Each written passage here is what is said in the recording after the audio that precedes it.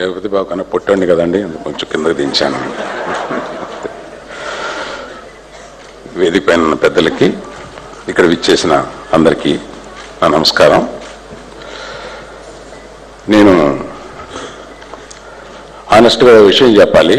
నన్ను ఇక్కడ కూర్చున్నప్పుడు ఒక పెద్ద మనిషి నాతోటి సినిమా ఎలా ఉంటుందంటావు అని అడిగాడు.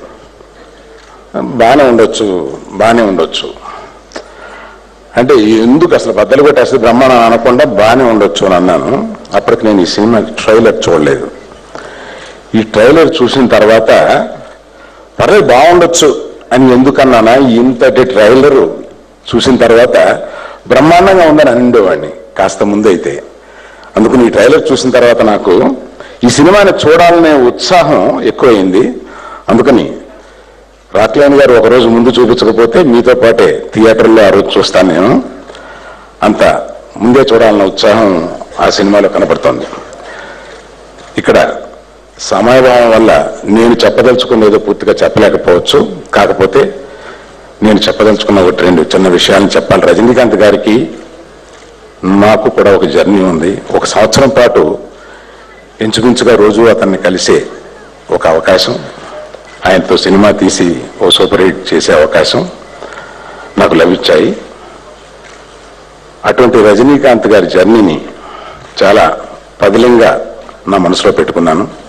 ఆయన నేను కలిపి ఇంకొక సినిమా చేద్దామని ప్రయత్నించాము, కుదరలేకపోదు.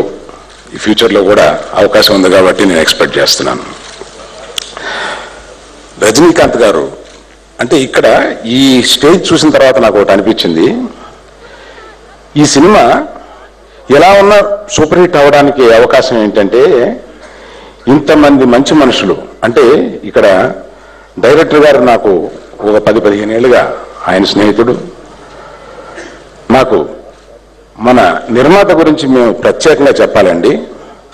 మనం అటువంటి మనిషిని చాలా అరుదుగా చూస్తాం. నాకు వ్యక్తిగతంగా నాకు బెంగళూరులో ఏది అవసరమైనా మొదటి మనిషి నాకు గుర్తొచ్చేవాడు రాక్లైన్ వెంకటేష్.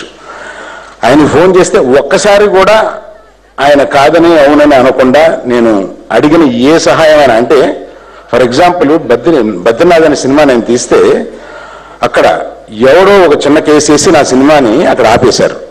ఆయనకి ఫోన్ చేసి, సార్ ఇటువంటి ఇబ్బంది జరిగింది, ఎల్లుండి సినిమా రిలీజు, వాడు ఇవాళ ఏదో స్టే తీసుకొచ్చాడు అన్నారు. అంటే ఎవరో ఏంటి అని అడిగారు. మీరు పర్లేదు, మీరు సినిమా రిలీజ్ చేసుకోండి అన్నారు. దేంటిది, కోర్టులో ఆపితే నన్ను సినిమా రిలీజ్ చేసుకోండి అక్కడ అంటారేంటి ఈనాను. నేను వస్తానన్నాను, నన్ను కూడా రావద్దన్నాడు.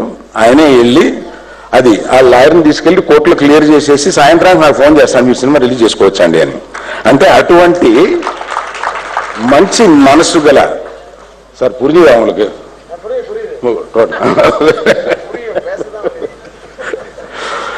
இல்லை அவரு உங்களுக்கு ரொம்ப பிடிக்கல, அதனால அவரை பற்றி நான் சொல்லியிருக்கேன். అటువంటి మంచి మనుషులు.